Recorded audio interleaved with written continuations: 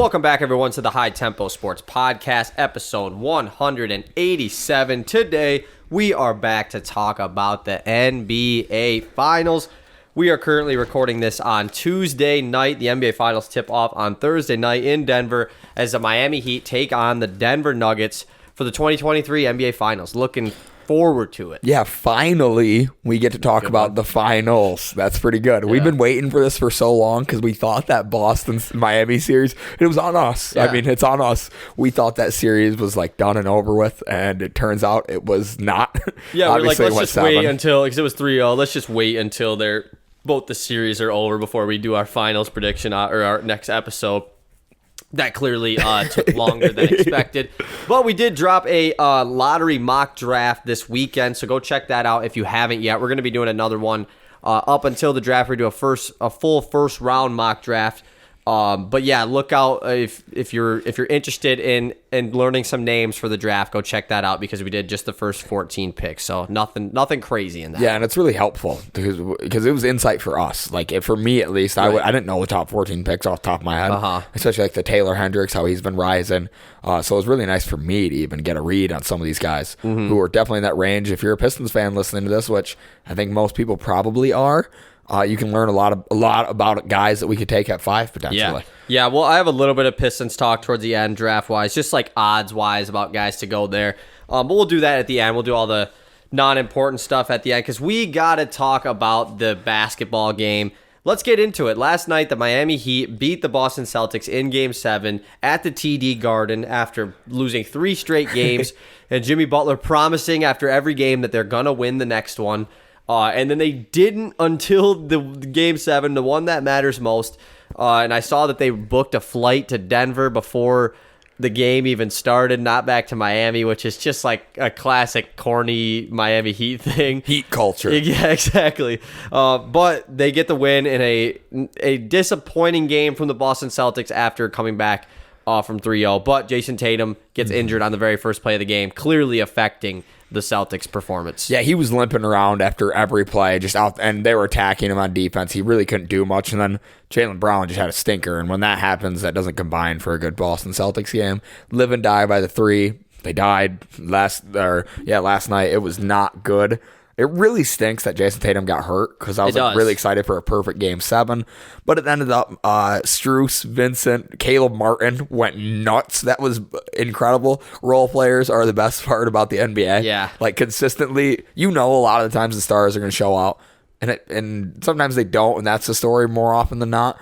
But you never know which role player is going to step up and dominate a Game 7 the way Caleb Martin did. It was so fun to watch. Caleb Martin made himself probably $50 million last night. Like I would think so. Like somebody will give him a 3 to 4 year, 15 mil plus a year type of deal after this. I mean, it wasn't just last night either. Obviously last night was like the real true, like, okay, this dude is like a legit player.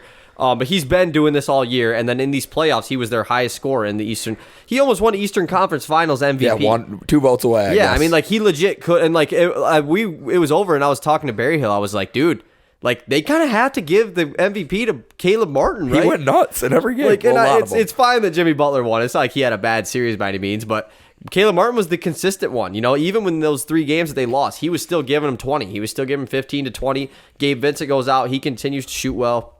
But Martin does it defensively, too. That's kind of what they brought him in for, to be this defending wing to add into their group because, for what, you start Max Strus or Duncan Robinson. Strus is definitely a lot better defensively than Duncan Robinson, but still, you kind of need that wing player that can defend. And then he goes and scores really well as well, and it's like he is going to become a household name this free agency for sure because a team is going to want him. Yeah, and they want him to come in and either come off the bench and be an integral wing piece to their team, or I bet you most teams would be happy starting him at this point. He looked awesome defensively. He's a monster. Shout out Duncan Robinson for being out of the lineup for so long, and all we heard was shitty things about Duncan. He's not as good anymore. Well, he isn't shooting at a good clip, blah, blah, blah. He is bad defensively. He hasn't been as bad defensively recently. Like I think last night he had 2 steals. and played pretty solid. But for him to come back on the court and in the playoffs and really just turn up and kind of go back to the old Duncan, it feels like. He's moving like old Duncan. They're looking to get him shots like that one playoff run that they already went on. It's really cool to see a player rebound after the seasons he's had since that finals run. Right. And that's the best part about Duncan Robinson, like coming back in these playoffs, is he hasn't skipped a beat. I mean, he's back and he's playing just like he was in the bubble in 2020 or in the year after in 2021. Like it's not like he's coming back. He's like, oh, like I got to be a shell of myself. This whole playoff run since Tyler Hero has gone down, he has just come in and played like he always has and played confidently, shot threes. Obviously, in Game 6, he missed that one crucial three that could have potentially iced the game for them, which we didn't talk about the Derek White buzzer beater thing. That was really cool, but there's really no need to talk about it. But still, like, He wouldn't have been in that point if it wasn't for Duncan Robinson hitting threes. So it's cool for him to, after getting his spot taken and then getting it back somewhat, having at least a minute on the team, that he is still doing what he did. It's awesome to see. Yeah, I think that is funny enough, I think that is a product of Heat culture. Like, I think it's like a stay ready mentality. I mean, we saw Haywood Highsmith didn't play a minute in the playoffs until Game 5 of this series, and now was getting big time minutes in Game 7. Had a couple crucial steals. He picked Jason Tatum's pocket and got a slam on the other end. Like, I really think that is a product of like the Heat culture thing of like the intensity and everybody's ready on the bench. You never know when your moment's gonna be, and it's awesome to watch. Undrafted. Sorry, go ahead. No, I was done. Undrafted players on the Heat that like played vital minutes in this game. Duncan Robinson, Caleb Martin. Caleb Martin might have gotten drafted, but I don't know. He did not get drafted. Never mind. There's no way he did. Caleb Martin, Duncan Robinson, Haywood Highsmith, Gabe Vincent. Max Strus? Was he drafted? Max Strus. he might have been a second rounder. I don't know if those guys count. Okay, we can say late The guys that we don't even know were second Yeah. rounders, like might be. Like, that's 5 dudes that we'll just say second rounders or / undrafted, most likely undrafted. 5 dudes. In the Eastern Conference Finals, you're playing 8 dudes at maximum, and the 8th dude might get 5 minutes, like Haywood Highsmith did. So like, that is crazy. And then the other 3 dudes are Jimmy Butler, Bam Adebayo, and Kyle Lowry. Yeah, and that's their whole team. Exactly. You just named off their entire other than Caleb. Yeah, and Eric Spoelstra switched it up in Game 7, didn't play Kevin Love at all. Even when Bam Adebayo got in foul trouble early, picking up that 3rd foul, decided to run really small and run Jimmy Butler and Caleb Martin and Haywood Highsmith as your front court. I mean, it's not like those minutes worked or anything, but it was just a bold move from Spoelstra to rock with Haywood Highsmith because he was playing great defense, despite Kevin Love still being able to rebound the ball well. Yeah, that is what I love about Spo, is just those on the fly, trusting his guys, seeing what's actually happening on the floor and committing to it. It was awesome.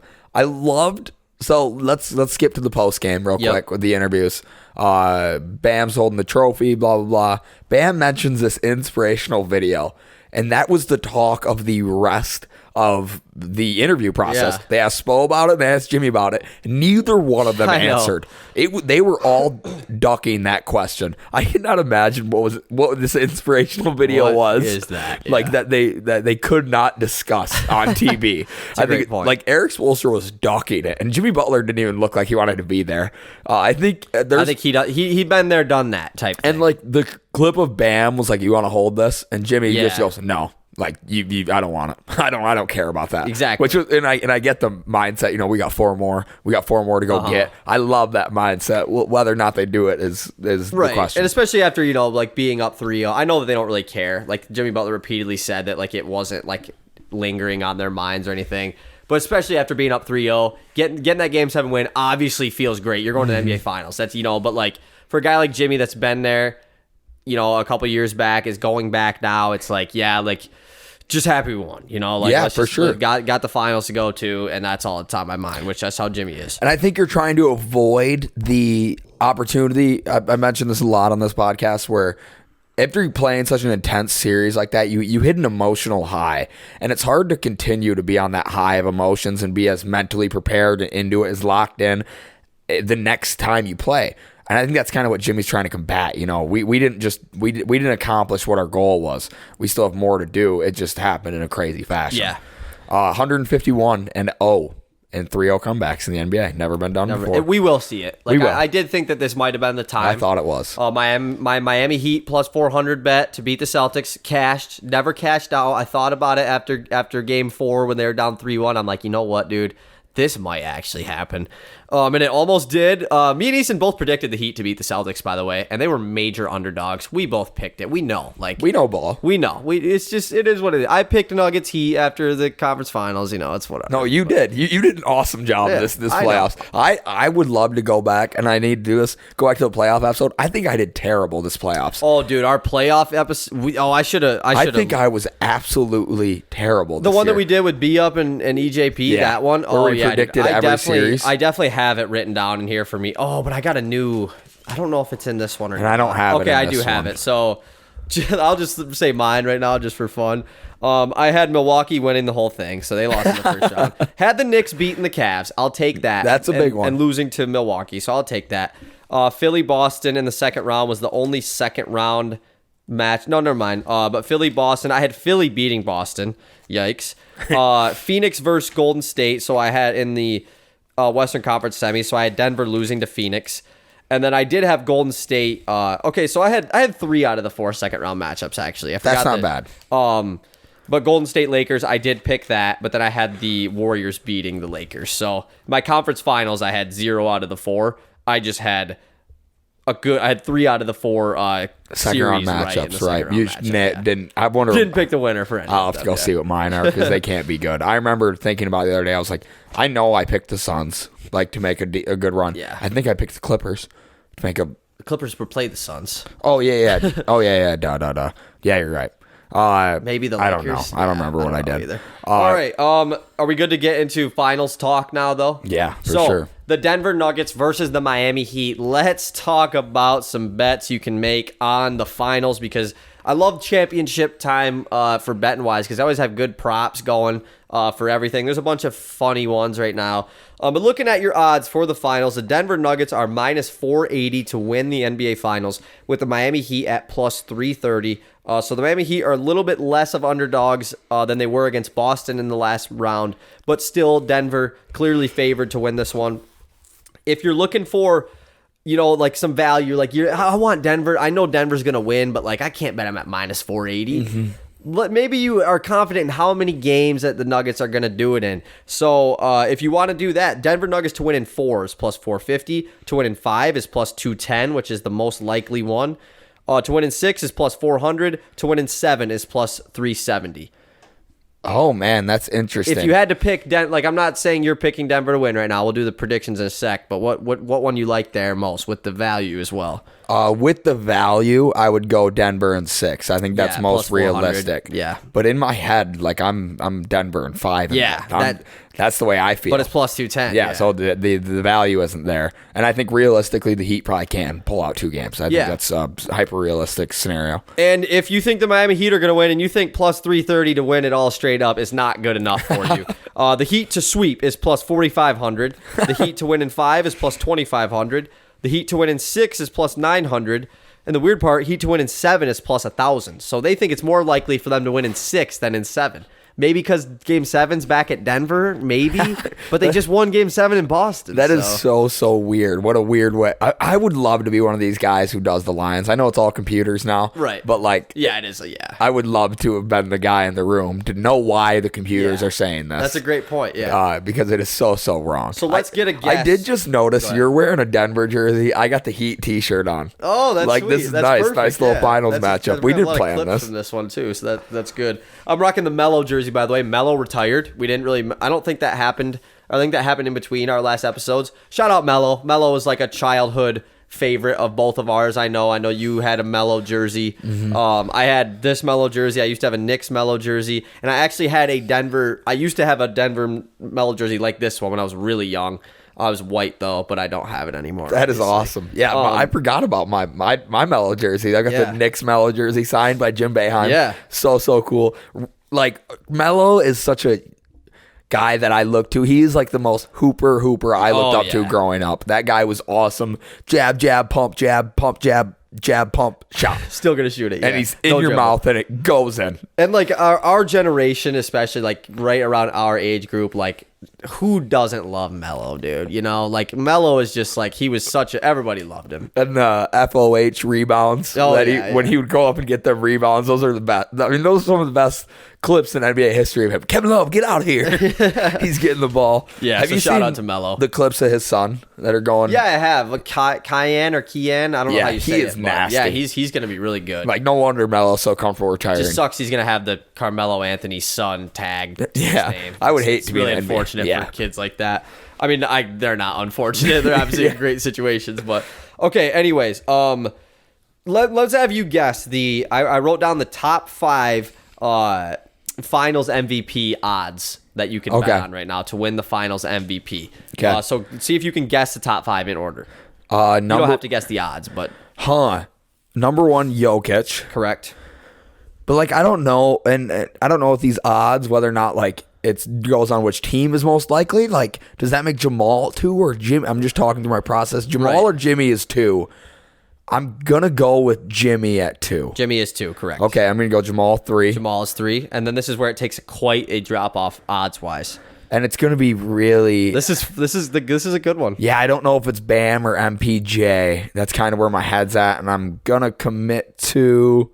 I think they're gonna go. I mean, if they win it, Jimmy's getting the Finals MVP. There's a chance MPJ shoots 85% from the field in 4 games and averages 22.5. I'm going to go MPJ at 4. MPJ's not in the top 5. Okay. Bam Adebayo. Bam is number 5. Whoa. Who is 4? Like Bruce Brown? No. Aaron Gordon? Nope. Kyle Lowry? Nope. Who is this? Who almost won the ECF MVP? Caleb Martin. Caleb Martin is number 4. Caleb Martin has better. Oh, the Tigers were up 3-1. He has better odds than Bam. He has higher odds than Bam. Yeah, and MPJ. I mean, that is equally insane. I mean, I feel like the MPJ ones kind of make sense because, like, if the Nuggets win, there's no way in hell Jokic or Jamal doesn't win it. Whereas, like, MPJ doesn't do anything other than shoot the ball. Like, he's not like he would have to average 40. You know. Yeah. Because he's getting 0 assists. Yeah, Jokic is minus 310 to win the MVP. Jimmy is plus 330, so the same odds for Jimmy to win the MVP as the Heat are to win the series, which kind of makes sense. Jamal Murray at plus 1200, which there's a world where Jamal Murray just like has this, you know, like 35 plus point, 8 assists type finals run and could win it. Like if you're looking for value and you think the Nuggets are going to win, that's it. Jokic probably still wins it. Caleb Martin at plus 5,000 and Bam Adebayo at plus 5,500. What does Caleb Martin have to do to get the award? He's got to like average 30, 25, 30. Jimmy just has to not play that well, but also the Heat have to win the finals. And that isn't going to happen. And like that means if they win the finals and Jimmy doesn't get it, that means Caleb Martin was the best player on the floor, better than Bam and Kyle Lowry. Yeah. Which like I can see, like Kyle Lowry has been great in the playoffs. Bam isn't like a stat machine. I totally get it. It's just so funny. It's hilarious, yeah. Jamal easily could win it. He could. 35, he definitely could. 35. He might average 40 a game. Like that's a possibility for Jamal in a playoff series. If they 40 a game is pretty wild. If they sweep in 4 games, like I wonder what did he average the series where him and Donovan Mitchell were going back and forth? I wonder. Had to have been in the high 30s. Like probably that was a 7-game series, so yeah, you're he right. probably had a couple 20-pointers, I would assume, but yeah, it's definitely still pretty high. And then also, if you're wondering, for total points, rebounds, and assists in this series, Jokic leads the odds for all 3, which is pretty. That's awesome. Even points, which is kind of surprising. All right, let's get into our predictions for the NBA Finals. Nuggets versus Heat. Who wins and in how many games? The only thing that you got to kind of take into consideration with this series is early bless you. Oh, don't do that. Why'd you do that? My bad. I'm not sneezing. That's hilarious. Tyler Hero is cleared to come back game 3 of this series. So the first 2 games in Denver, he will not be in. Not saying he is coming back for game 3, but he is eligible to come back, which is interesting. The Heat have had a different dynamic without Tyler Hero, but the take that the Heat are better without Tyler Hero is kind of silly. I mean, it's like you can't. That just doesn't know how it works. It's not like he's going to show up and make your team worse. Yeah. Like he's just going to, he might not play great. Guess what? If he doesn't play great, you don't got to play him. Like You made it to the finals without him. Exactly. So, but he's a guy. He's your third best player. You know, For sure. he's on a max contract ish. So, And a much better scorer than Caleb Martin. Yeah. Like, I'd much rather have Tyler Hero with the ball than Caleb Martin. is he though? I don't know. Broken hand. You never know. Maybe. Okay, but let's get into it. Predictions for the NBA Finals. So I think the Miami Heat are going to lose to the Denver Nuggets in 5 games. I think the Denver Nuggets are much, much better, very well rested. And I think the Heat are going to struggle as they can't mix up the defense, I don't think, quite as much the way we've seen them do the entire playoffs. We've seen this, and I wanted to mention this because I want your opinion on this specifically. The Heat has been running this zone and a couple different ones. Yeah, like it's a morphing zone. Ish zone. Yeah, it morphs into a 2-3 to a 3-2. It's wherever you are, basically, wherever the offense is playing. I don't think you can do that to Jokic. I think the moment you go to a zone, he just torches the guy in front of him. And if you try to send a double, it's getting zipped by your head and it's swing to Jamal Murray or Michael Porter Jr. or KCP. Yeah. I'm not sure zoning is going to work. And that's kind of where I don't think the versatility of that I think has gotten Miami this far will work as well against the Nuggets, who are extremely versatile offensively. And the Miami Heat have been versatile defensively all playoff series. It helps. I mean, it's common sense, but I mean, when you have a game like last night, running a zone is going to be very effective because the Boston Celtics can't make a three. You know, so the Denver Nuggets really haven't had that issue yet in this playoffs. You know, somebody is going to be knocking down shots for them. And if not, they're still going to get easy buckets either way. Whereas the Celtics were last night against that zone. Almost every shot they took was like a difficult-looking shot, even the ones inside the three-point line. Celtics never make basketball look easy, though. No. They take a lot of tough shots. The Tatum-Brown Celtics, the game never looks easy for them. Yeah. It looks difficult. And then everyone else just takes contested threes, basically. For sure. But yeah, like you said, Jokic against a zone, I mean, that just sounds like a nightmare for the defense. I still think Spo is going to incorporate some zone because we've seen in some series where I think the first series against Milwaukee, it wasn't as prevalent. It was like it's just a couple possessions here and there, you know, just to change things up. I could see that. But I'm interested to see what kind of zone they throw at him, you know, because if you put Jokic at the top, or put him at you get him the ball at the elbow or something, it's over. I mean, there's nothing you're gonna do. I assume the 1-3-1 is probably the way. I mean, that's kind of. I can't say the 1-3-1 because, like you said, it's a 1-3-1 until the ball gets swung and then it turns into something else. Yeah, you know? until they go 5 out and then they instantly pull that middle guy out. Exactly. And there's nobody in the middle. It's not even a middle zone. Like we saw that a lot last night. So I don't really. I'm excited to see how Spoelstra goes at Jokic and tries to stop him because when Anthony Davis, the best defender in the world, probably can't do it. Bam Adebayo is a great defender, and Bam Adebayo probably is quicker on his feet than Anthony Davis is. But I don't think he's enough to stop him. But that doesn't really necessarily mean go to zone. That doesn't mean double him because doubling Nikola Jokic didn't work either, especially when Jamal Murray and Michael Porter Jr. are playing as well as they have been. So I also think that the Denver Nuggets win. I will say in 6. I will give the Miami Heat 2 games. I think that the Miami Heat will win a game early. I think they'll take a game in Denver, and I think that they will lose a game when they're down 3-1. I think they'll lose they'll win an elimination game. I think that's how, if I had to predict how it goes, I say they steal game 1 or 2 and then lose the game when they're down 3-1. But that's just because how the Heat are, you know. Yeah, that's how I feel. Could the Heat win this series? I think they could, but I just don't think it is more likely than it was this last year. Like, I really don't envision a world where like the Nuggets have 4 games where they play bad enough to lose, you know? Like they have to play so much worse than the Heat have to play better, I feel. Yes, I don't think the Heat can play good enough. Yeah. Like, it's up to the Nuggets to shit the bed. It's up to them to play terribly. I don't know if they're going to do that 4 times. I don't think so. I really don't. I don't think so either. I would actually go out and say there is almost no chance Miami. Like, I might bet my house on it. If I had a home to bet on it on the game, I might put that on the Nuggets. As he's in rocking series. the Heat shirt. Yeah, I shouldn't have a Nuggets shirt. And the thing I'd be is, rocking it. Yeah. The Nuggets sweep is definitely possible as well. And that would kind of suck. I mean, we've had a great playoff so far. And even the Nuggets sweep of the Lakers was a good series. You know, there wasn't really many blowouts at all. There wasn't a blowout in that series. So Yeah, this is going to be a fun series. I'm super excited. I'm excited to see what the Heat do, and I'm excited to see Tyler Hero coming back if he does, how ready he is and how big of an impact he makes. Because if he does, that'd be awesome. If not, I think the Heat got to look to maybe like trying to make a splash with Tyler Hero. You saw what you did without him this offseason. We'll get into more offseason talk about the Heat after if they lose after that. But, maybe you look to package Tyler Hero with a couple picks to go get another star player because Tyler Hero's on that money, on that big contract, and you did it without him.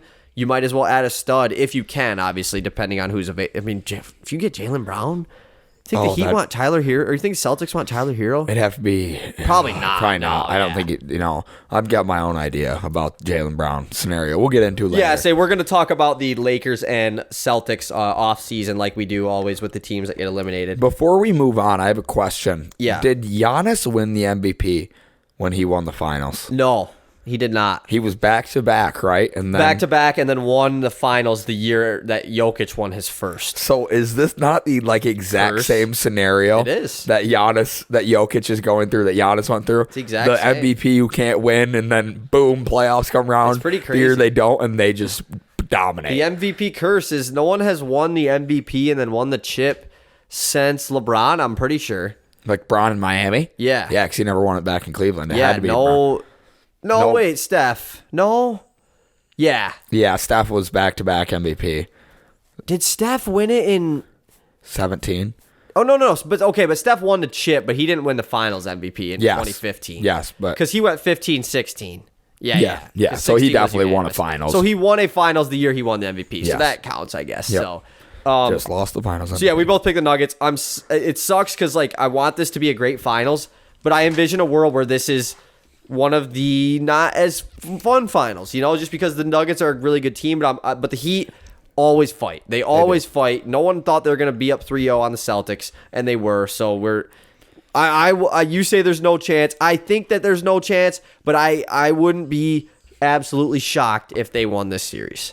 I would be. Yeah. I would be on the floor. I would definitely be like, wow, this is crazy. It would put Jimmy in a whole new tier. Like, if it was him that was doing it, it'd put him in a whole nother level. Beating Giannis, beating the Knicks that were a good team for sure, beating the Celtics that were the clear favorite left, and then beating the best team in the playoffs with the best player in the world. That's a huge deal.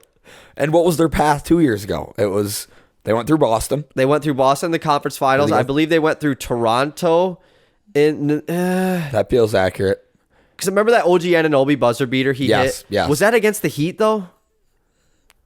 I think so. I can't remember. You have a better memory than I do. I know. I think so. I know. I'm just trying to think. I really can't remember their first round matchup. It wasn't as good as this one, but it's still impressive that they've done it as underdogs so many times. I mean, they've been underdogs, and the underdog mentality fits them because of Jimmy. It's awesome. Please tell me this score update is for the Tigers. Yep, Tigers tied it up 4-4, baby. On a roll, dude. We'll get into Tigers talk here. On a roll. Towards the end. Okay.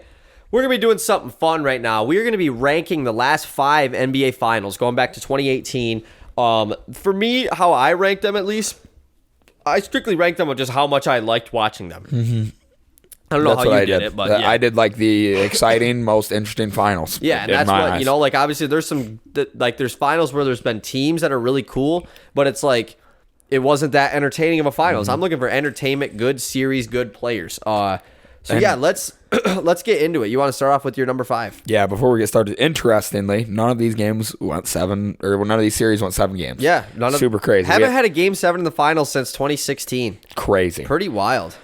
My number 5 is the 2019 Raptors over the Warriors 4-2. And the reason I have this is this is the most fraudulent ring ever. and I hate using that term because I don't believe any ring is fraudulent. But if there was to be one, it's this one. It's not the bubble. It's this one where Clay and KD both go down in the series and it's series over. That's the only reason I have this, is just because once that happened, you knew what was going on in the rest of the series.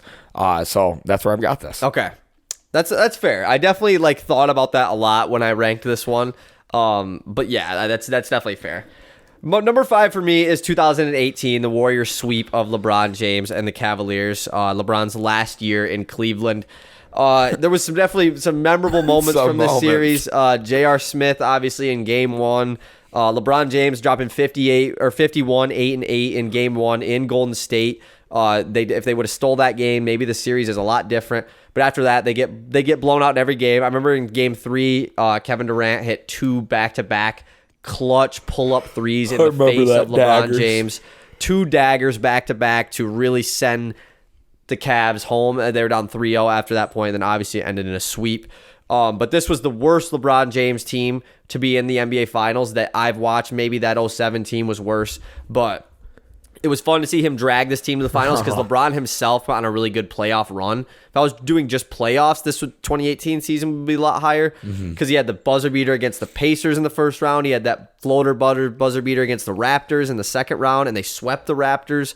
But this was just a dominant performance, and it was a sweep. Anytime there's a sweep in the finals, it sucks. It kind of sucks. So that's my number 5. Yeah, this was a year where people were saying like it might have been LeBron's best season ever. Like this might be the best LeBron, 2018 LeBron. It probably was. She was that amazing in the playoffs. My number 4 is the 2018 Warriors over the Cavs. Obviously, if it wasn't 5, it's number 4. A sweep is never fun to watch. Right. There was not, and other than the game 1 moment, I can't believe you even remember the 2 KD daggers because that's not I just imagine that as KD, and like I don't know what point of his career that is, but I know he's like that.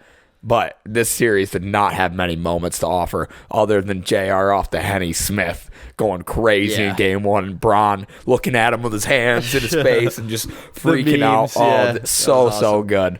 And J.R. Smith's a baller, but that'll probably be his like thing that he's remembered as, that guy. Shout out JR. He's a champ though. My number 4 is 2020, the bubble, Lakers beating the Heat 4-2. I struggled putting this one at 4 because this was one of the championships in most recent history that I was like most happy happened. Like when the Lakers won the bubble, I was so happy that LeBron won his 4th ring in his 3rd location. I was in the Heat, went on this cool run. Like I was the most happy probably for a team to win a championship in this one. But if we're being honest, the Lakers weren't going to lose to the Heat. And that was it's kind of how this was with the Nuggets versus the Heat. I remember that the Lakers went up 3-1 in this series, and then Jimmy Butler had that really crazy game 5 where he's like on the table, like, you know, what a great picture. Yeah. And then they won game 5 and it was like, "Oh my God, the Lakers are going to blow it." Like, no, they're not, dude. Like the Lakers were never losing that series. And I think that is why I put this at 4 because it's less competitive than the other 3 above it. The other 3 above it, I didn't know who was going to win really. But it was the bubble, and the bubble was, like I said, if I'm ranking just playoffs, this is number 1. The bubble is number 1 because it was the most entertaining time of basketball probably ever for me personally. In the history of the world. Yeah, it was just super fun. But the finals was definitely not as good as the rest of the playoffs. That's no fault to the NBA or anything or to the teams here. It was just the Lakers were never losing to the Heat. That's the only reason why I have it 2024. My number 3 is the Warriors over the Celtics, the 4-2 series just last year. This was incredible. It was the return of the Warriors. It was incredible. We got to see, a team that some people thought was down and out, comes back and is now back in the finals. And I remember my dad, the least big Warriors fan you've ever seen, was even like, my dad. Like, it is cool to see Steph back in the playoffs. I'm kind of rooting for him to win it. He's like, they sucked for that 1 year. I was like, really? And he's like, yeah, it's kind of cool. Your dad hates I feel like the Warriors would be like an old head team. Oh, dude, my dad hates the Warriors. Well, okay, my dad doesn't hate the Warriors. He just hates teams that are like the dominant ones. Yeah, like he always wants them to lose. Yes. Like when I told him that the Heat beat the Celtics, he was like happy. That is awesome. Yeah. He was pumped, and so was my dad. Actually, my dad. Even though the Celtics haven't been like. They're not a good franchise other than the 60s. I mean, they are, but like no, they just haven't. That's been going around. They haven't won a final since I was 5. Yeah, that's been going around on Twitter. The whole debate about everything. But this series was awesome. It was the return of Steph, and Steph got the Finals MVP and had a great series. This was an awesome series. Yeah, I actually also have 2022 Finals as my number 3, Golden State over Boston. The biggest memorable point of this series was Steph Curry's Game 4 at TD Garden. Celtics are Celtics are up 2-1. Warriors on the road looking to not go down 3-1, and Curry has 40-some points. His fourth quarter was unreal. That was one of the craziest finals performances, and that game was like the one where it was like Steph's gonna win a finals MVP. Finally. Like he is gonna do it, and I'm happy that he did because it didn't matter anyways, but it's just nice that he actually got one. But like you said, it was cool that the Warriors had came back after KD era, made some pivotal moves. Acquiring Andrew Wiggins was huge. But also this young Boston team to finally make not that young, but like led by the two young stars where they had made the Eastern Conference Finals several times. They made 4 Eastern Conference Finals now, I think, in Jason Tatum and Jaylen Brown's career. That sounds right. Yeah. I think Jaylen Brown's made 5, actually. I think he made it his rookie year before Tatum even came, which is just crazy, by the way. Only 1 finals appearance. But insane. Those guys are battle-tested. And Boston was favored to win this series heavily as well, and the Golden State Warriors were underdogs for the first time in a long time for them, and they won it all. So, yeah, this one was really good. Number 3 for me. My number 2 is the Lakers over the Heat, 4-2 bubble ring. There might be some LeBron bias here because, every time I get to see LeBron win, I'm so happy. Yeah. But this was also the series that started to change my view on what it means to be a great basketball team. I remember the talk was the depth over the superstars. It was would you rather have 3 incredible players or a super deep team with a couple incredible players, which is how both these teams were constructed at the time. I loved this series. It made me a Jimmy Butler fan. I mean, just the like you mentioned, the heart, the hustle, that great picture of him just dead. He has nothing left to give was incredible. It was awesome, and I just, like I said, I love watching LeBron win. I can enjoy that all the time. Very true. Big LeBron fan. Would have loved to see him in the finals this year. Just saying. Yeah, it would have been cool. That one was tough for me because, like I said, I enjoyed it the most, but it just wasn't the greatest competitive series. Yes, and one thing that I don't remember being an issue, but looking back at it, there were no fans. It does suck that there were fans. It does suck there weren't any fans at these games. Hey, there was fans. They were on Zoom. And you can't remember the people you can remember the people Russ was trash talking. It's there were some fans. That picture of Rondo and his son. Oh my, that's the best. His son down in the bottle of champagne. Dude. Rondo winning a chip with the Lakers, it's just still one of the weirdest things too. Yeah, he was sitting on the sidelines for Game 7 with old Paul Pierce, old PP, old wheelchair. PP, yeah. Okay, my number 2 is 2019, the Raptors over the Warriors in 6. Now, like you said, I literally wrote down injuries. This definitely was one of the most, more fraudulent ones. Kevin Durant injured early in this series. Got injured in the first round, then injured again, obviously. Klay Thompson was having a miraculous Game 6 before going out, and then the Raptors win. But the reason I put it this high was it was the end of the super run of the Warriors. It was the end of the super team. And that's why, when they lost, everybody knew KD was gone. Mm-hmm. It was KD was he was only here for 3 years. If they three-peat right now after losing 3-1 to LeBron James with KD, KD might re-sign, and these dudes this is a dynasty forever, But that was the end of the Warriors super. Obviously, they end up winning it 3 years later, but not as a super team. Definitely. No, definitely not. And this was kind of the end of super teams being good in general, I feel like. The Brooklyn Nets attempt at a super team clearly didn't work. I don't even know, the Lakers, technically, when they got Russ, I guess, at the time, it was super team. They obviously sucked. There's no super teams anymore, with the 3-headed star monsters, like the Warriors had. They had a 4-headed star.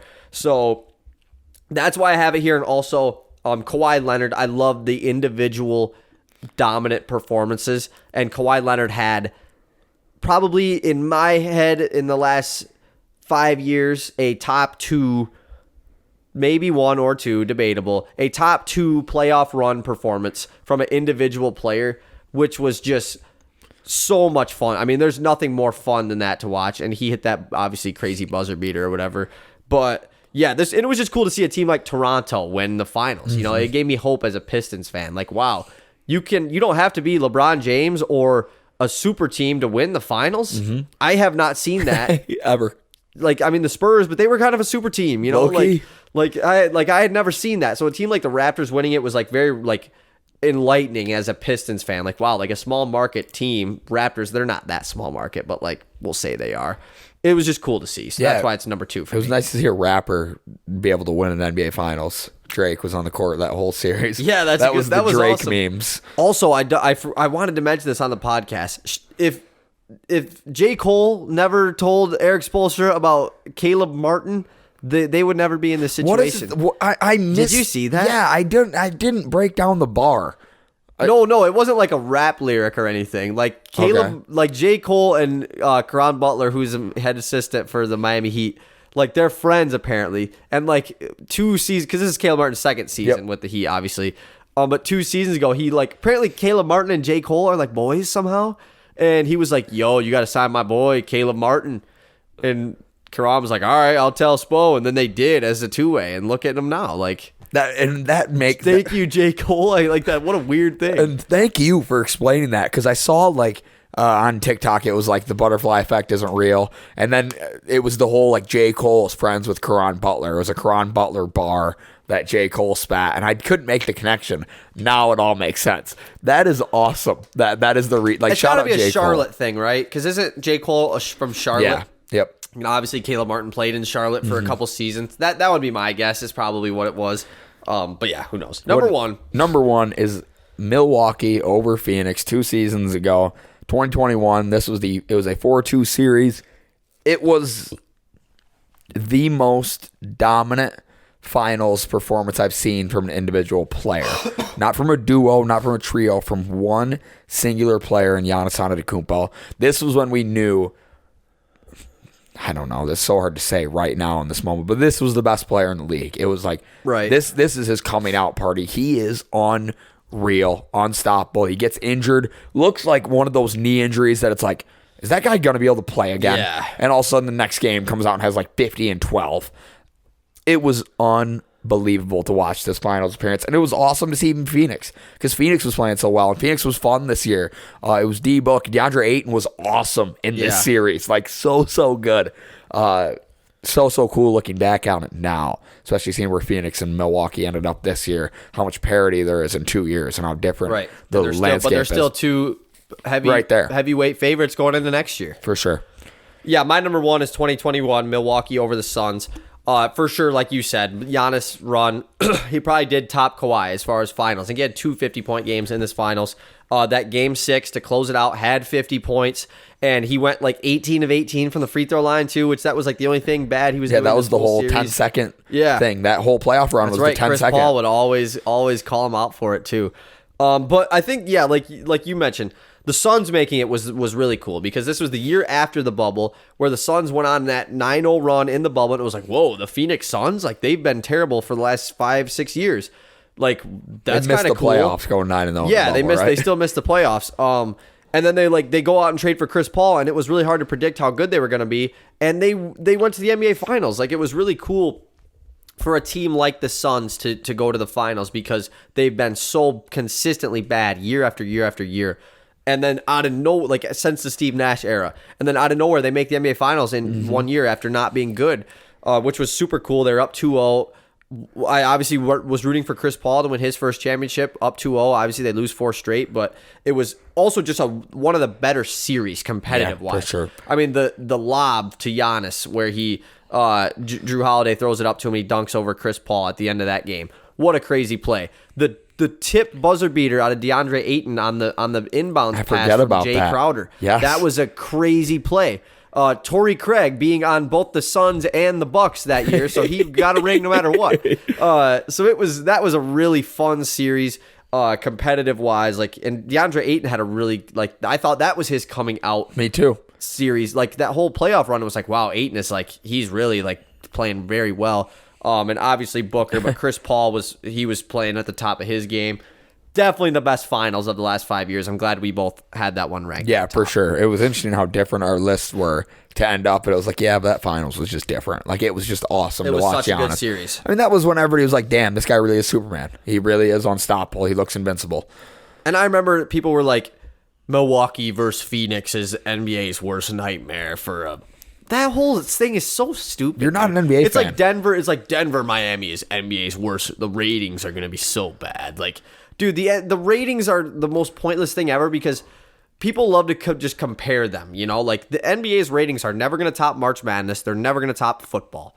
So why does it matter if it's Denver versus Miami or LA Golden State? You know, or obviously that couldn't happen, but you know what I'm saying? Yeah. Like, it's just the ratings thing is so dumb to me. Like, why do you care about, why does a random dude oh, the NBA is going to hate this for ratings. Why are you sitting there thinking about the ratings? Yeah, like, does it affect you? Are you still going to watch? Yeah, like, are you like, they got rated a 6. I'm not turning it on tomorrow night. Oh, this is I watched 5,000 less people watched than last year. I can't watch. I can't There's do a it. reason for that, I guess. Like, what, dude? Come on. You're just not an NBA fan. Because if you've been watching the NBA this year, you are pumped for this finals. I mean, you can't wait. It's going to be super fun.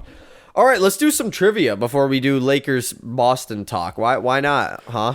Yeah, let's do it. Yeah, what are we looking at here? We're at 42 minutes into this thing. Cool, let's do it. So, for you, this year, there will be a new Finals MVP crowned. Somebody who's never won the award before. I want you to name the NBA Finals MVPs all the way back to 1990. And I think you can do it handedly, actually. Handedly, okay. That's see. How confident I am. Tigers making a little comeback. It's 7-5. They're losing. Okay. So let's start with last year. Yeah, I feel like that would be a great spot to start, huh? So you have Steph Curry at 2022. Check. 2020, I mean, okay, so the last 5 years is going to be pretty easy because we just ranked him. 2021 is Giannis. 2020 being LeBron James. Check. And LeBron James is going to be for a while, but we'll do that later. 2019 being Kawhi Leonard. Check. 2018 and 17 being Kevin Durant. Check. 2016 being LeBron. Check. 15, Andre Iguodala. The GOAT. Like, pause. Give me Iguodala. Pause, because I want you to continue, as a listener, continue to think about Iguodala's name and then the rest of these guys' names. There's like a couple guys that are like a little, like even like a Chauncey Billups, you know, is like a little bit of a weird one, but Iguodala, like, it's crazy. That's a crazy one. Okay, 2014 is going to be Kawhi Leonard again. Yep. 13 and 12 is going to be LeBron. Check. 11 is going to be Dirk Nowitzki beating LeBron. Check. 2010 is going to be, I don't want to get my years mixed up. 2010 and 2009 are both Kobe. Check. Rest in peace to job, Kobe. R.I.P. Kobe. 2008, I believe Paul Pierce won it for the Celtics. Yes, sir. 2007, this is a tricky one. This is where someone would mess up. Not me, though. Tony Parker in 2007. I hate that you did the whole, like, tangent of how great I am. Well, yeah, you're right. That was very douchey. I was going to say Tim Duncan. I was about to say Tim Duncan. I was like, oh, wait, no, he didn't win it in this. Check. 2006 was D-Wade, a young D-Wade. Check. Young D-Wade. The D-Wade who couldn't win and then did it. Yeah. Shout out D-Wade. Cool. 2005...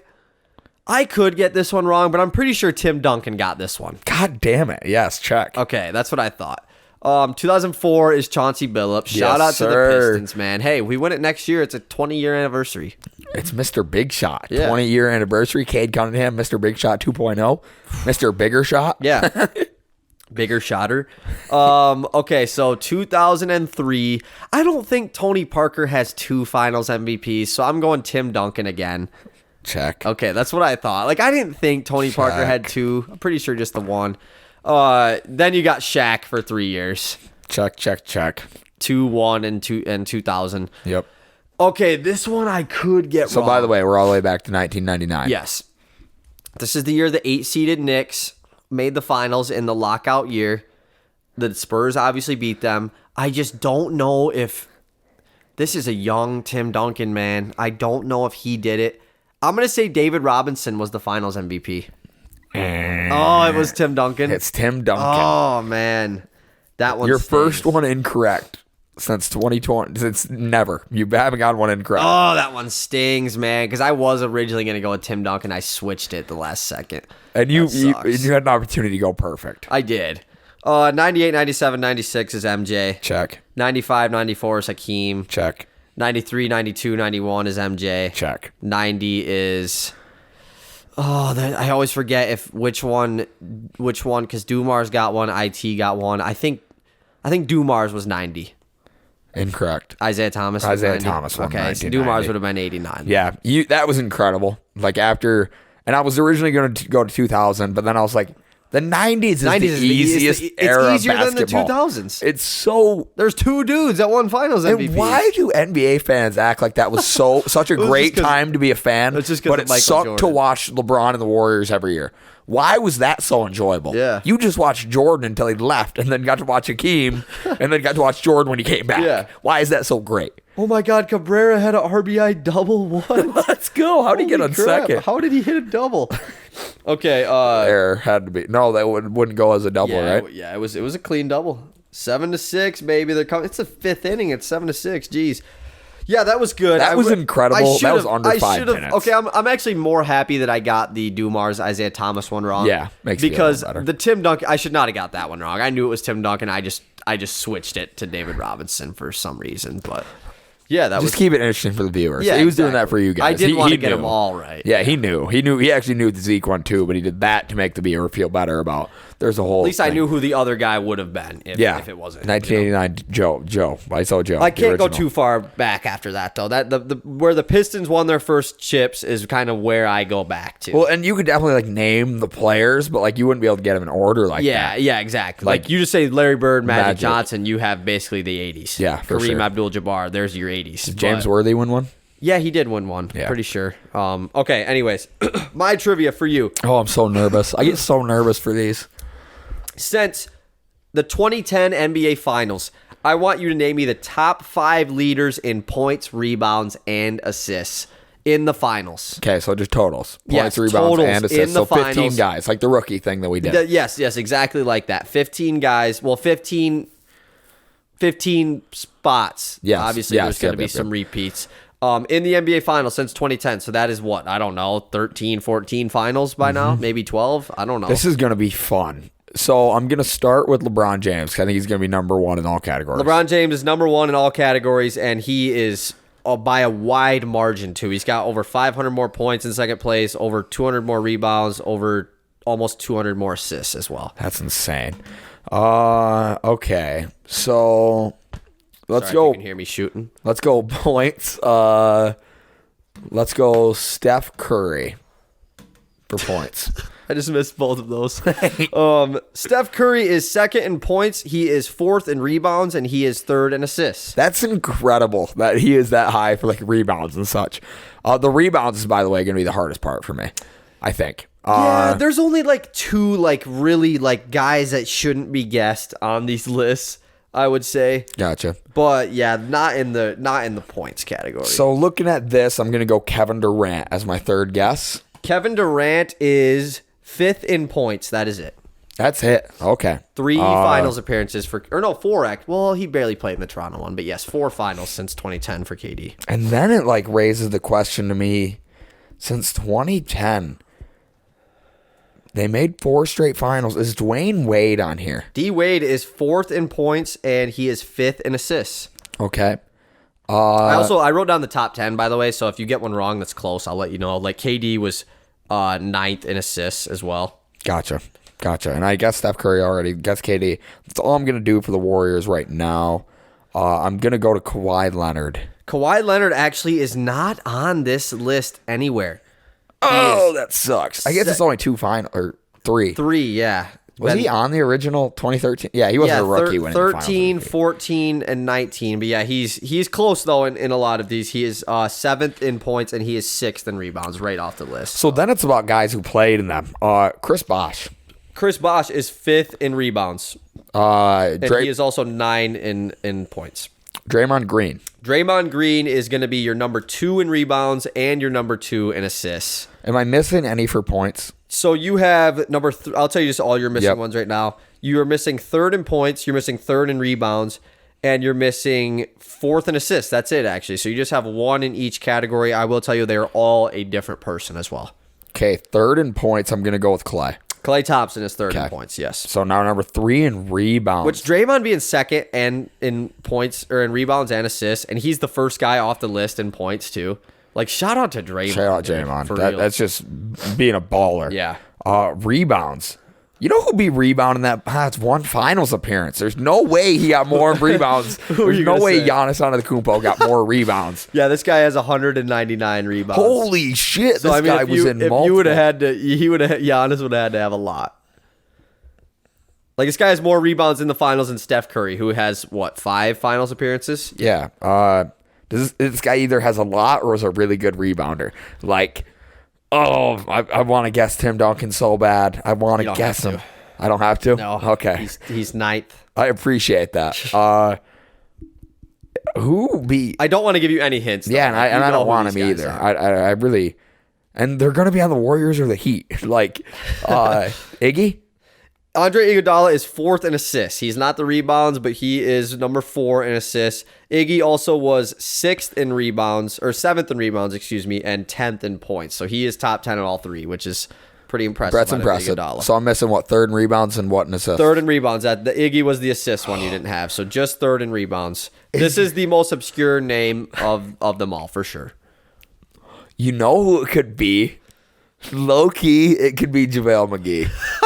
It is not JaVale McGee. That's probably he's not in the top 10. But he had 3 finals appearances. He probably didn't play much in them, but Shout out JaVale. This guy played in the finals. Is he a rebounder? Yes. Obviously he's a rebounder. But no, Steph Curry's second. Yeah, but he would be up there in other stats if he would, Yeah, you're right. Yeah. You're right. He's clearly a rebounder. Is this like some shitter like Chris Anderson or Joel Anthony? Or I would say that this guy is better than those guys, but he's one of those names. Kevon Looney? It is not Kevon Looney. That's not a bad guess. Kevon Olajuwon? He's not top 10 either. That's statistics. You've named all the top 10. Actually, there's one guy you have not named, and I'm actually surprised you haven't guessed him, but he's not in the top 5 at all. He's 8th in rebounds. I don't want to tell you him in case you do guess him. And I don't want to. But I'm surprised you haven't guessed him. Don't say that. That makes me feel so bad. He's not a top 5. So yeah, you're right. I'm not trying to get him. Yeah.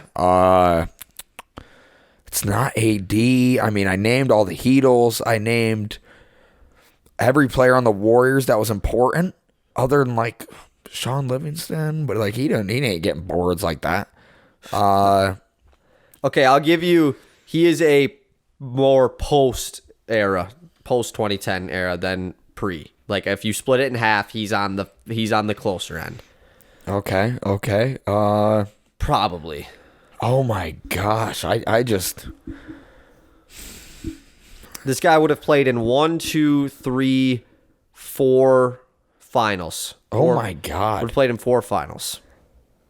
So he and I'll give you a pretty good hint now. All 4 of them were in a row. Okay, so he's on one of 2 teams. One of 2 teams, and he played. It's not Zaza Pachulia. No. Thank God, I was gonna be so pissed. Am I forgetting somebody on Greg Oden? No, Greg Oden. No, it's a terrible name. What team? Shane Battier? No. Am I getting closer? You're no. Oh yeah, back close. half. Yes, so it's Warriors. He's a Warriors player. No, he's one of 2 teams. There was a team that the Warriors played in the finals 4 straight years. Oh my God, I didn't even think about the other side of it. I didn't even think about Cleveland. Tristan Thompson. Yes, it is Tristan Thompson. Yes, I hate that so much. He is number 3 at I didn't even think about, I didn't name Kyrie Irving. No. The whole time for points. Well, the guy that Kevin Love was the guy I figured you would guess for rebounds. I wasn't even thinking about Cleveland. Kyrie was number 8 in points. That was the only spot he was in the top 10. Something funny though that I thought was on here. Number 6 and 7 in assists is Rajon Rondo, which is kind of crazy because he played in, I think, 1 finals. I think he played in bubble finals, right? Yeah, that's the only one. I guess 2010, actually. 2010, he would have, because it did count the 2010 finals. So gotcha. He would have played in 2010 finals. So 2 finals, and he's 6th in assists. Pretty wild. Pretty impressive. And then Mario Chalmers was number 7 in assists. That's the most obscure. Remember when he went to Memphis after the Heat? That was the time. What a time to be alive to watch guys like that. I don't know bags. about that. Yeah. No, it was awesome. That was your top 5 in points, rebounds, and assists in the finals since 2010. All right. Is that it for trivia? Yeah, that's all for trivia. Let's talk about the Lakers and Boston really quickly. This doesn't have to be too discreet. Starting with the Lakers, because that's a little bit of old news by now. A lot of free agents for the Lakers this offseason. D'Angelo Russell, Malik Beasley, Lonnie Walker, Rui Hachimura, Dennis Schroeder, Austin Reeves. There's 6 of them, even Troy Brown Jr. But they're clearing up $62 million in cap space. They're not going to have $62 million, but that's just how much they're clearing up. And LeBron could retire. Obviously, we talked a little bit about this in the mock draft episode, but I don't think he's going to retire, but it seems like it might be an effort for them to really kick it into gear and say, hey, we need to do this for LeBron's last run here. Austin Reeves, I feel like, has to be priority number one to bring back. He was your third best player in the playoffs pretty consistently, but they're in a tough spot because they have 4 players under contract, I'm pretty sure, and it's LeBron, AD, Jared Vanderbilt, and Max Christie, which is pretty funny.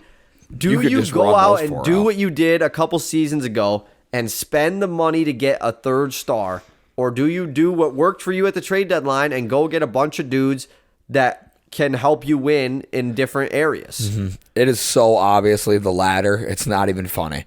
I don't think they need to go get Kyrie Irving. I don't think they need to go get Damian Lillard. I don't think they even need to go get a guy like Jalen. Actually, Jalen Brown and AD as a duo would be pretty cool. sick. That'd be pretty sick. That's a good idea. But what are they? Because they're not on AD. I mean, Brown? Yeah, unrealistic. I think you bring back priority number one, obviously AR-15. You try to bring back Rui Hachimura, and then you build out the rest of the roster. You don't want to go into next year with 6 guys who can play that you feel comfortable playing. Because right now you only have 3. You're not comfortable playing Max Christie. No. There's no way. You need AR-15. Rui had a great playoff run. Wasn't that great in the regular season? No. Had an incredible playoff run. Showed some defensive chops that I knew he had, but he'd never shown them on that type of level before. And I think like Buddy Hield, it's been rumored for about 10 years since LeBron got there for real. that Buddy Hield would be a great player. Just get him. Go out and get him. He's like, I think he's 31 years old this offseason. I don't know if he's a free agent or not. I can't remember. I don't think he is. I think he's got another year left. I feel like you might be able to trade for him in all honesty. Probably, yeah. If you're trying to win the chip, which I think if you have LeBron, that's a good idea. Or you just kind of ride it out. But I don't think there's that complicated. Bring back Austin Reeves. Do not let him walk. That guy is a monster with 7 20-point Now, games. what if a team, hypothetically like the Detroit Pistons, go, let's give Austin Reeves 4-year, $90 million, a little over $20 million a year. Are you matching that as the Lakers? Yeah. When you could go get a player that's around maybe a little more money than that's better than Austin Reeves, Just putting it into possibility. Yeah, I was thinking $20 million is my number for AR-15. I think a team will pay over $20 million for Austin Reeves. And I think if it's like 22.5, 23, I think you still do it. You don't back out on it. I mean, he has some intangibles. He has like that dog in him. I hate saying it. It's so corny at this point, but the guy shows up in big moments. If there's a big moment, and he loves being in a Lakers jersey. He was consistent too. It wasn't a oh my god, he randomly just had 30. Like it was he's dropping 20 every game. And he's a must sign. Yeah, I think 23 million, 24 million, you still sign him. 25 million, I don't know. Maybe if it's 4 years. 4 years might be too long for 25 million on the book, but 3 years. Yeah, go for it. I think another possibility is they sign and trade with D'Angelo Russell. I saw that thing today that it was like D'Angelo Russell sign and trade to the Heat is gonna happen or something. It was a rumor like that. Interesting. For who? I have no clue. Yeah, who do you get back? But if you are gonna let D'Lo walk, which you probably should because he's gonna ask for more than he's probably worth at this point, I would say. He had a good time in LA when he got there. Playoff run was not the best, obviously. He was played off the floor for Dennis Schroeder. Try to bring back Dennis Schroeder, I think, too. But, yeah, if you could do a sign and trade with D'Angelo Russell, I think that would be huge. Just to get a piece back, or maybe even you get a pick back of some sort. But, yeah, losing him to nothing wouldn't be the end of the world because it's a lot of money cleared up. But they have options this offseason, which is something that the Lakers haven't had in a couple years because they've been locked in with the Russell Westbrook contract or having to sign 10 dudes that are all 40 on the minimum, on $1 million. Exactly. So it's nice that they have options. I'm excited to see what they do. Moving on to the Boston Celtics, they're the exact opposite. They have basically no free agents. Grant Williams is the only impactful player, and Danilo Gallinari has a player option for $6.6 million. Who remembers that Danilo Gallinari is on the Celtics? He tore his ACL in training camp. He didn't play all year. I forgot he was in the NBA. I would guess he opts into that $6.6 million if I had to take a guess. But yeah, Grant Williams is the only one, but obviously the big talk is Jaylen Brown, eligible for a 5-year, I believe $290 million contract. I actually took a screenshot of what it would look like because obviously he made All-NBA this year, so he's eligible for the Supermax. 5-year, $290 million. In the last year of that deal, he will be making $66 million a year. It goes 50, 54, 58, 62, 66. Remember when the max was like 35 mil? Yeah. Like on 2K, you'd be sitting there and you'd be like, is 30 mil Yeah. too much? You're going to be on 2K and that scroll bar, they're going to have to really amplify $66 it. million in the year 2029. That's ridiculous. I mean, that is an absurd amount of money to pay to a guy who's your second best player on your team, you know? And doesn't like being there. So what do you do? The Celtics are in a really tough spot because the duo of Jason Tatum and Jaylen Brown, I understood that they lost this series and, you know, they lost the finals last year. But the duo of Tatum and Brown is the best duo in the NBA going forward. And it was 2 years ago, or it was a year ago. It is now. It's going to be next year. You know, like even though they lost, like the fact that they are so young and together, you don't see that very often, you know, like two guys of that caliber. But can you afford to pay money to these guys to build a great team? This sounds crazy to say, but like the Celtics window is closing because you have to pay Jaylen Brown. And it's weird to say that because they're so young. But you can't afford to have guys like Marcus Smart, who's on a bigger deal, Al Horford, Robert Williams, Derek White, Malcolm Brogdon. All these guys demand contracts. Those are five guys that are making at least $15 million a year, you know, in the open market. So you can't, if you want to just keep these two and do the whole like minimum guys, just maybe draft dudes, you can try it. But trading Jaylen Brown like actually might have to be the scenario. Yeah, I think it's a very realistic. Do you want to pay $66 million to a guy who doesn't really know if he even wants to be a part of your organization, doesn't know if it's the best spot for him, doesn't know if he's happiest there, is interested in exploring other options? I don't think so. To me, as a fan of that organization, if like it came out that, you know, Ivy didn't really, and this would never come out because he's a Detroit lover, but like if Ivy was like, I don't really like it here, like, you know, that's a lot of other things that aren't necessarily basketball related, blah, blah, blah. I'm not wanting to give that guy the max deal for the next 5 years. Like you said, losing so many other players in the process. To me, it's the time, and I know this is not all up to the Celtics, but it seems like it's the time for Damian Lillard to finally be traded. And I know we hate talking about it because it's not going to happen. Dame doesn't get traded. But this is finally the trade that makes sense. Right. Portland has the 3rd overall pick. They have a great core of young talent. Anthony Simons, Shaden Sharp.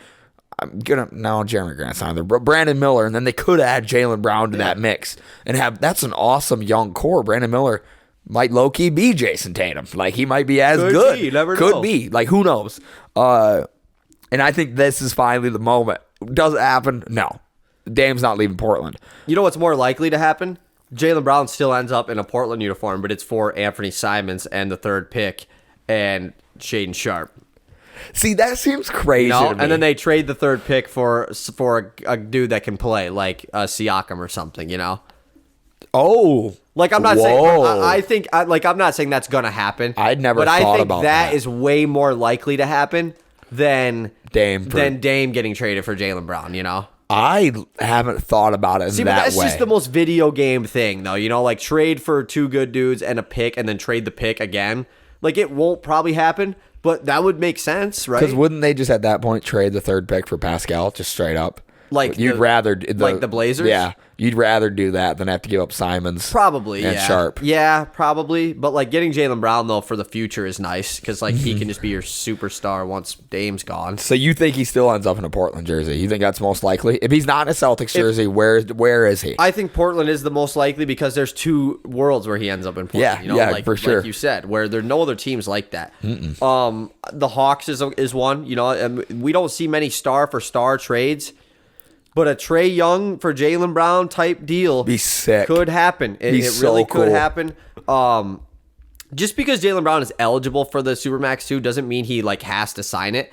But if you are eligible for the Supermax, you are not taking anything less than the Supermax. You know somebody's going to give it to you. So $66 million is a lot of money. Yeah, it is. You just can't turn it down. Exactly. And you know what? I saw something wild because we want Jaylen Brown in a Pistons uniform. We've talked about it, but like. I don't want to trade Jaden Ivey for no. You know, like, and this was before this. And I thought this way before Jaylen Brown had a bad game 7. You know, like even a couple rounds ago. Like, I don't like. What if Jaden Ivey can become Jaylen Brown? and we just traded it, and we didn't have to pay him $66 million, and put ourselves in cap hell this early when we still have to pay Cade and Duran and everybody, Beef Stew and everybody else on the roster. So I feel the same way, by the way. I don't like now. If you want to trade the 5th pick and pieces, Bojan and. But we can't trade our first next year. So what? Why would the Celtics do that? Why would the Celtics trade for Bojan, Bagley, Burks, and the 5th pick? That's what I hear. Like Pistons fans are telling me. They're not doing that, dude. They're like, we should package Bagley in the 5th. Bagley is worthless. Who wants Bagley in the 5th? Bagley has 2 more years left on that deal. In the 5th, this is the Zion RJ Barrett draft. Like nobody wants the 5th pick. Nobody's like, no, we need that pick. Yeah, exactly. So. It's a tough spot for Boston this offseason. I expect Grant Williams will be gone just because, like we said, we just listed a lot of role players that Boston has that make a good amount of money. So I don't think Boston blows it up. And I honestly wouldn't be surprised if they do give Jaylen Brown the Supermax. I mean, you can just go for it, and there is a penalty to paying the luxury tax in the NBA now. They made it a big deal. I can't. That's why Bob Myers stepped down today. Oh, yeah, it is. I forgot we forgot to talk about that. Yeah, Bob Myers did step down today, which was pretty surprising. He's been one of the more well-known GMs, president-type guys. But what is – I'm trying to remember what the penalty is. Is it a draft pick or is it a – I'm trying to remember what the penalty is. I feel like it's money in the future. It's something – yeah, it's something that you don't want. You don't. That makes you not want to pay the luxury tax, which is cool because obviously the only teams that pay the luxury tax are the really good teams in big market places. So – it's going to be really interesting to see what Boston does going forward. I'm excited for that.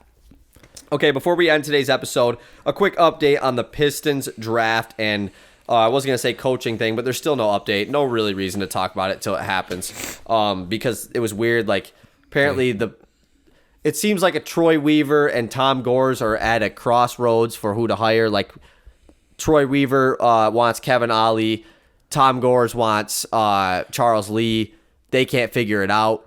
Nick Nurse, by the way, got hired as the 76ers coach yesterday. And then Adrian Griffin of the Toronto Raptors got hired as the Milwaukee Bucks head coach. So shout out Adrian Griffin, the father of AJ Griffin, who is on the Hawks. So cool for them. But we'll talk more about the Pistons coach when it happens. Odds for the 5th overall pick for the Pistons right now. Cam Whitmore at plus 270. Asor Thompson at plus 280. Jarris Walker at plus 320. Amen Thompson at plus 390. And the dude that I picked to go there, Taylor Hendricks, is at plus 16 hundo. Had to throw $2 on that. Hell yeah, you did. Because I want them to do it, so it's double happy if they do it. Because I could definitely see that number lowering as the weeks come forward. Something I thought was interesting was the odds for the 2nd overall pick. Brandon Miller currently is the favorite. Not heavily by any means. He's at minus 120, and Scoot Henderson's at minus 115. So they're very neck and neck.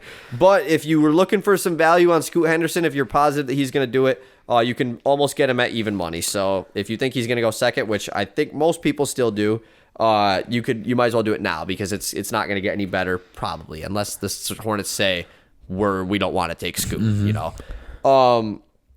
Last thing, some quick Tigers and football news. Jimmy Garoppolo might get cut from the Las Vegas Raiders. Failed his physical before signing with the team, and it's kind of just now coming out, and they are eligible to void his contract because he did not fail or because he did not pass his physical. This could get dramatic. What are the Raiders gonna do? Who is their backup? They signed they drafted Aiden McConnell out of Purdue in the 6th round. They drafted a rookie last year, right? Who came in at the end when Derek Carr wasn't playing? Wasn't it Jarrett Stidham? Yes, he wasn't a rookie, but yeah, he was their backup. That's who it was. But yeah, Aiden McConnell is out of Purdue. He was really good in the Big Ten the last couple of years. Could be the quarterback. Could the newly team owner Tom Brady be the next quarterback of the Las Vegas Raiders? He owns share in the Raiders. Could it happen? I don't know the rules on that. Like can an owner play?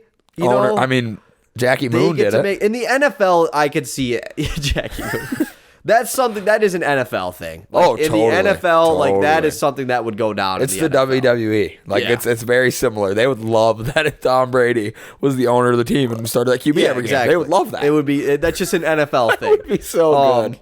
That would actually be kind of cool, but It'd be awesome. It kind of sucks for Jimmy G though, like that this is going on for him. What does it mean? Like, did they find something wrong with his body? There might be something that's come out, but I have not seen. Could he not run a mile under 5 minutes? Clearly, something that is concerning enough for rumors to start speculating. That'd be so interesting. That they want to avoid his contract. So Jimmy that's really G, tough. free agent, go anywhere. Just go anywhere.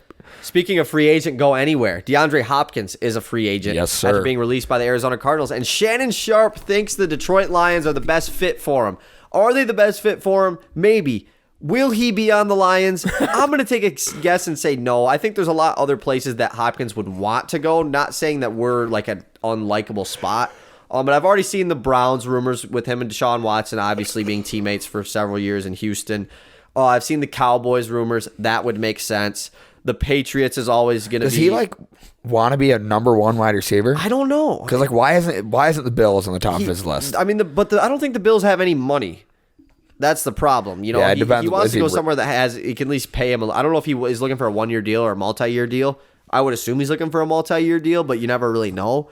I kind of hope he just ring Bills chases. Would be cool, obviously. I like the wide Chiefs would be receivers who cool. do that. The Chiefs would be sick. Obviously. But if he comes to the Lions, I think it would be cool, but I still want to just see the full potential of J-Mo. Me too. You know, but he is out for 6 games, so yeah, we definitely could use a guy like Hopkins the first few games. We easily could. We could use him the last 10 games. I mean, we use him the next couple years. Yeah, for sure. We could use Hopkins. Definitely. Last thing before we end today's episode. Like I said, the Detroit Tigers are currently 25-27, a couple games out of first place in the AL Central, which is pretty crazy. But unfortunate news for the Tigers today. Our stud pitcher Eduardo Rodriguez got put on the 15-day IL with a finger injury, as well as Matt Vierling got put on the 15-day IL. So, gonna be a rough couple weeks for the pitching rotation for the Tigers, but hopefully we can stay afloat and potentially win the division. What a crazy thing that would be to do as a crazy year as a bad team. You know, it's been a crazy year to be a Tigers fan. It has, and I think I just got a notification about the game.